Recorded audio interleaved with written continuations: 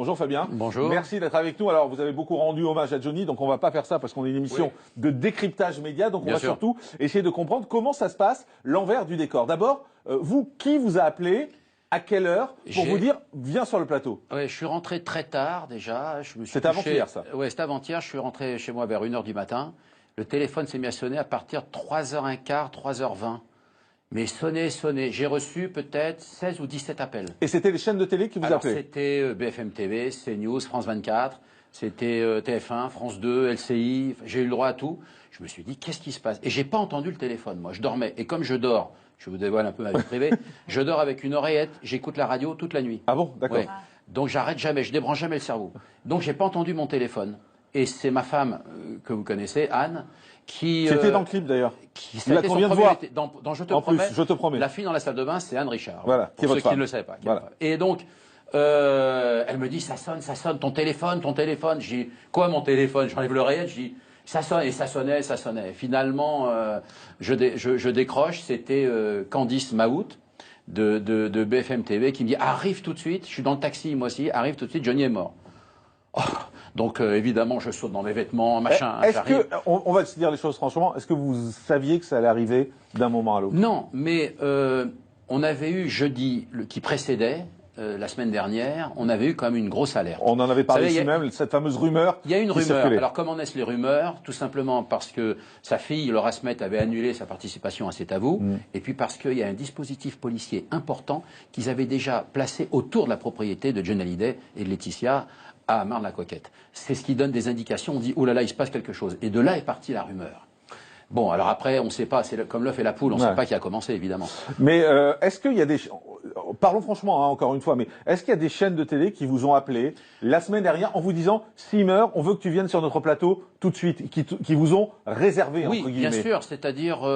alors réservé, non, mais c'est pour ça que j'ai mis ils se sont positionnés. Non, ils se renseignent sur mon planning. Voilà. Ils disent, qu'est-ce que tu fais samedi, dimanche, où tu es? Alors, il se trouve que j'ai une maison en Normandie. Je dis, voilà, je suis entre la Normandie, Paris. Tu restes pas à Paris, ce serait mieux. Parce que, tu sais, tout peut se passer. Tu suis l'actualité? Je dis, oui, bien sûr. Donc, le week-end dernier, je suis resté déjà ici à Paris. Voilà, donc, et ça depuis à peu près 1 mois et demi quand même. Ah oui, d'accord. Oui, attention, c'est tout le monde, on suit quand même les choses. Alors, ça peut paraître choquant, et en même temps, rien ne me choque. Parce qu'il faut arrêter d'être hypocrite. Même quand on a vu toutes les images en télévision hier, tout était préparé depuis 3 semaines. On le sait, on ne sort pas des images à l'INA en une demi-heure le matin. C'est ce qu'on expliquait tout à l'heure, tout était préparé. En revanche, c'est vrai que beaucoup de téléspectateurs ont été choqués, on en parlait tout à l'heure par le 50 minutes Inside de TF1, où là, il y avait les plateaux. Alors, je vais vous répondre à ça. Voilà. Quand on fait le 31 décembre, Patrick Sébastien, qui triomphe chaque année les 31 décembre, on les tourne le... Oui, mais on ne parle pas d'un mort, on ne dit pas... Johnny Hallyday est mort face caméra, alors qu'il est toujours vivant. Est-ce que vous l'avez déjà fait, Jean-Marc? C'est quand on fait 10, 9, 8, bonne année, on s'embrasse, on est le 3 décembre. Hein. Oui, mais bon, voilà. Non, mais ça peut paraître, par superstition, ça peut être dangereux aussi. C'est assez différent. Comment vous choisissez l'ordre des chaînes dans lesquelles vous allez? On vous a vu hier passer de plateau en plateau. Comment vous choisissez d'aller d'abord sur LCI, d'aller d'abord sur CNews, d'aller ensuite sur BFM? Comment vous faites l'ordre? J'ai pas de... Vous regardez les audiences? Non, absolument pas. Non, vraiment pas. Non, vraiment pas. C'est-à-dire que si TF1 vous appelle et une autre petite chaîne, en revanche, vous irez sur la petite chaîne. Quand j'ai décroché mon téléphone, j'ai eu Candice Maout au téléphone. Ouais. Donc, elle m'a dit, arrive, je suis arrivé. Mais ensuite, tout le monde vous a appelé. Alors après, bien évidemment, c'était impossible, ça devenait, c'était pas possible, il y avait 28, 30 messages. Alors après, j'ai fait au fur et à mesure. Quand j'étais dans l'immeuble de BFM TV, je suis allé faire Bourdin, évidemment, parce qu'il voulait absolument avoir. Parce qu'il faut se dire qu'entre 4 heures, j'ai commencé à 4 heures du matin. Entre 4 heures et 8 heures, pour joindre les gens, c'est quand même quelque chose. C'est impossible. Bien sûr. Et tous les gens des équipes techniques qui travaillent autour d'une émission, les types, ils rament. Ils ont des téléphones, ils ont les téléphones de tout le monde.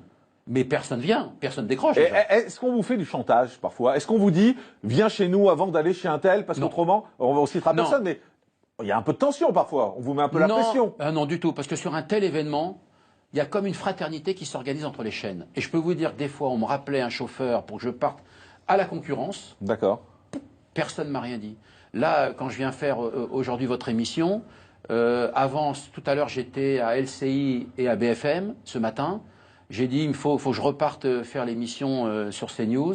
Personne m'a dit, ah non, comment, machin. Non, mais il y a une vraie, il y a une solidarité. comme une chaîne humanitaire autour de ces bons sentiments pour ce grand artiste qui vient nous quitter. Non, franchement, les chaînes, moi, j'ai pas vécu... Alors, je suis à l'extérieur, hein, je ne dis pas ça de l'intérieur, évidemment. Mais, sincèrement, en tant que spécialiste, intervenant, régulier, j'ai jamais eu de pression. Mais jamais, jamais, jamais. Une question délicate, on va dire. Mais bon, on va voir si vous y répondez. Est-ce qu'on vous a déjà réservé pour d'autres artistes? Non, on me demande, par contre, qui va mal en ce moment.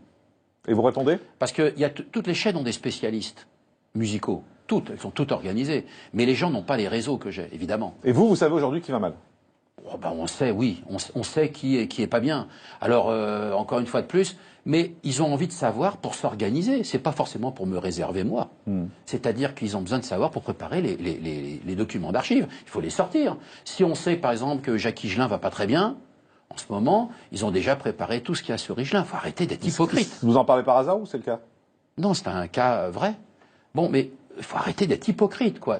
C'est des organisations. Quand vous allumez le bouton de télé, avec la télécommande, mais tout est déjà préparé par des équipes formidables autour des grandes émissions, d'ailleurs, il faut le rappeler. Toutes ces chaînes info ont des collaborateurs, mais c'est une ramification. Bien sûr, bien sûr, bien sûr. Donc, et c'est important de leur rendre hommage aussi, à tous ces gens de l'ombre. Merci beaucoup, Fabien Lecoeuvre, de nous avoir révélé les coulisses de ce qui se passe comme ça. Parce que je vous ai pas donné les autres qui n'allaient pas bien. Hein. Vous voulez non, je ne vais pas les donner. Non, je ne vous l'ai pas demandé parce que je les donnerai à vos collaborateurs. D'accord, parce que je trouve que voilà, il y a un peu quand même d'indécence. Surtout s'ils regardent la télé en ce moment, c'est un peu. Mais évidemment, voilà. C'est pour ça que je vous ai pas posé la question. Absolument. Merci beaucoup, Fabien Lecoeuvre. On va regarder maintenant un des moments forts. Je ne sais pas si vous avez vu l'hommage de Michel Drucker hier à Johnny. Il m'a fait pleurer. Et j'ai vu Michel Drucker ce matin parce que je sortais de BFM. Il allait à BFM faire Bourdin. RMC Info, et je lui ai dit, il m'a fait pleurer. Il nous a tous fait pleurer. C'est la première fois qu'un garçon si formidable, notre père à tous en télé.